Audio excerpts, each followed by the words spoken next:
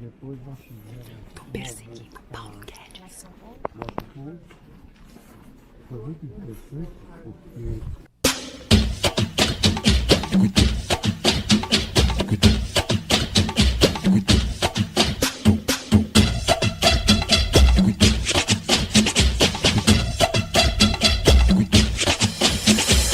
Me Poupe, no Fórum Econômico Mundial. Eu disse que a gente ia conseguir uma entrevista com Paulo Guedes. E aqui está ele. Ministro, faz um ano que eu tô falando para os mepoupeiros, que são os membros do canal mais rico do Brasil, quiçá do mundo, que a gente ia conseguir uma entrevista. Então, eu estou muito grata de ter você aqui hoje. Se você curtiu essa entrevista, comenta aqui embaixo. Valeu, Paulão.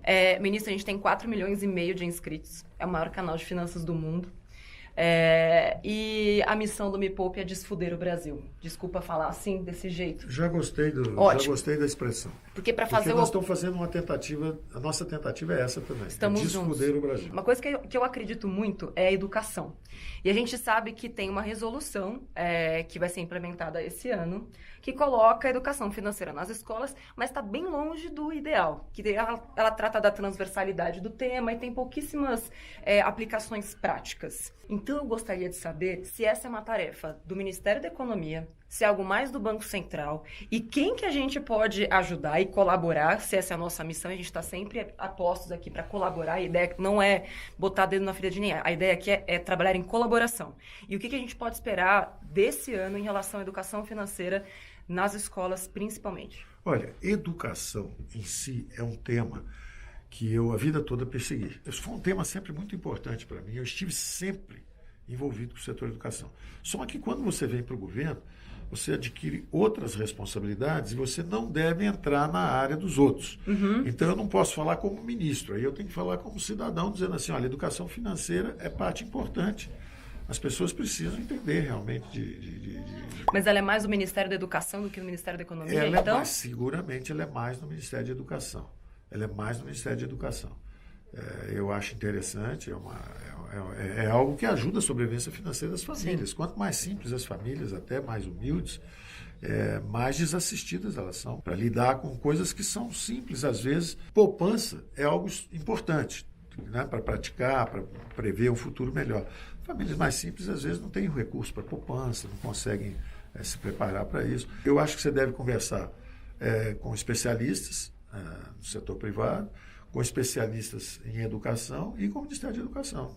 Porque se a gente está falando, inclusive, muito aqui em Davos sobre sustentabilidade, isso impacta diretamente, porque se a gente não tivesse tantos endividados, a gente está falando de 60 milhões Sim. de pessoas inadimplentes. Olha, é tão importante essa dimensão que você está levantando da educação financeira e da inadimplência, que é uma consequência da deseducação financeira, da falta de educação. Deseducação é pior, aí é quando você ensina errado. Exato. É a falta de educação financeira que acaba levando as pessoas acabam se perdendo financeiramente.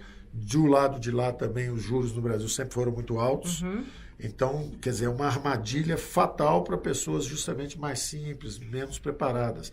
Porque de um lado tem bancos cobrando juros abusivos, absurdos, e de outro lado a pessoa despreparada financeiramente, não tem a educação financeira, e aí vai comprar um pequeno liquidificador e no final está devendo 10 salários, 1 ano, 2 anos de salário e não consegue mais pagar e vai para a inadimplência. Ou paga o mínimo achando que o cartão é bonzinho. Quem é a conversa boa? Banco Central. Uma preocupação do nosso Banco Central é a educação financeira. Se você conversar com o Roberto Campos, ele vai dizer também, olha, educação financeira é fundamental, nós precisamos reduzir a inadimplência. Então, você foi no coração do problema, que é o seguinte, a educação financeira de um lado e juro mais baixo do outro lado.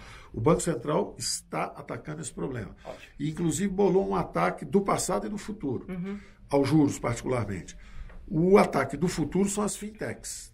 Então, ele está licenciando fintechs, uma porção de jovens, garotos, com muita tecnologia entrando e reduzindo, atacando o spread, competindo com os bancos e baixando o spread ali. Tem muita novidade no sistema financeiro e o nosso Banco Central está muito atento a isso. Ele está, então eu recomendo vocês terem a conversa com ele. Vamos então, falar. Conversa com o Banco Central. Betão, você é o próximo. You're breathtaking. Só mais uma pergunta então, ministro, em relação à reforma tributária. Eu estimulo mepoupeiros a serem milionários através do trabalho lícito. Eu digo que é possível você enriquecer licitamente no Brasil se você se capacitar, se você entender a dinâmica do dinheiro. E eu fiquei muito chocada quando me recomendaram um fundo fechado e dentro desse fundo eu pagaria menos impostos porque eu seria capaz de transitar o meu dinheiro entre os fundos dentro do meu fundo. Eu falei, como assim eu não vou pagar imposto, vou pagar menos imposto? Então eu gostaria de saber se dentro dessa reforma tributária existe uma sugestão de aumentar a tributação sobre grandes fortunas e também sobre heranças, que no Brasil é muito baixa a tributação sobre herança. Olha, você botou 2 ou 3 questões importantes, mas numa só. Tá. Por um lado, o que acontece? Como no passado houve um imposto sobre transação financeira, vamos supor que você botou seu dinheiro num fundo de ações. Aí você acha que a bolsa subiu muito e agora você quer falar, bom, chega, a bolsa já subiu muito, eu vou botar agora um dinheiro, a renda fixa, ou vice-versa. Estou com dinheiro aplicado a juros e agora o juro baixou muito, você fala, eu prefiro ir para a bolsa, vou para lá. Então, lá atrás, como essa transação financeira, inclusive tem gente que compra e vende para dar liquidez, compra e vende ações todo dia, etc. Sim. Então, convencionou-se para facilitar as operações, assim, cria um fundo só e na hora que você entra, você paga o imposto. Agora, já que você já está lá dentro, você trocar de uma forma de poupança para outra, não tributa, porque é o mesmo dinheiro que já pagou imposto quando ele entrou. Então você não precisa não bitributar, triplo tributar, tetratributar o mesmo dinheiro. O dinheiro entrou, pagou imposto. Agora, quando você troca de uma coisa para outra, você não repete esse imposto. Então, tem fundos que foram desenhados exatamente para evitar bitributar.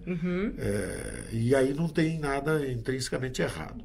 Uma outra coisa, uma outra questão que você falou a respeito do seguinte. Não, mas tem gente que tem fundo para ficar isento de imposto, por exemplo, sobre ganho de capital.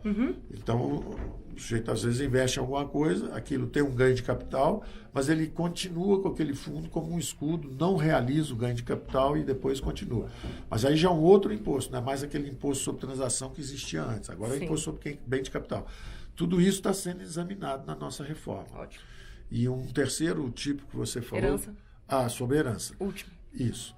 No Brasil, o imposto sobre herança é relativamente baixo, se comparado, por exemplo, com os Estados Unidos. E o imposto sobre herança é estadual no Brasil. Então, o sujeito pode ficar rico no Rio de Janeiro e se ele achar que está perto de morrer, ele pode mudar para um outro lugar onde o imposto é zero e aí ele foge, por exemplo, do imposto de herança. Então, realmente, mas isso está com os governos estaduais, não está com o governo federal. Então, nessa reforma tributária, nós tínhamos um compromisso, aí foi um compromisso de campanha do presidente Bolsonaro, de não aumentar impostos. Então, o nosso desafio é justamente o seguinte, como é que eu posso simplificar e reduzir os impostos sem aumentar? Quem já está pagando, ele diz, quem já está pagando não vai pagar mais. A gente pode tributar quem não está pagando ainda. Mas o cara já está pagando, você vai botar imposto? Por acaso existe o imposto sobre herança. Ele é baixo, tecnicamente você podia até ter que aumentar. Do ponto de vista de equidade, de justiça social, que é o grande mantra, você até teria que aumentar o imposto sobre herança. Já do ponto de vista do compromisso de campanha do presidente, quando ele fala assim, não pode aumentar imposto nenhum, não pode aumentar imposto, também não pode criar imposto novo, porque o Brasil já tem imposto demais. Então, nós ficamos mais ou menos num canto que é o seguinte, para eu criar um imposto, eu tenho que acabar com pelo menos 8 ou 9. Se eu acabar com 8, ele até deixa eu trocar, porque aí é um programa de substituição tributária. Eu estou trocando 8 impostos por 1, aí pode, mas criar para ter mais um não pode. E para aumentar a líquida do que existe também, eu estou com 2 dificuldades, por exemplo, se eu fosse aumentar. Vou aumentar a soberania. Não é meu, ele é estadual, eu não posso aumentar, eu sou governo federal. E segundo, o presidente também não quer que aumente imposto, porque ele prometeu que não ia aumentar imposto para ninguém. Você está fácil ser ministro da Economia? Então eu estou meio apertado. Olha, nessa pergunta sua, eu vou só te pedir o seguinte, me poupe. Obrigada, ministro. Obrigada, viu? Bom, então é isso, Brasil. Quem sabe no próximo, não é verdade? Beijo pra você, se inscreve no canal e até o próximo Me Poupe. Tchau!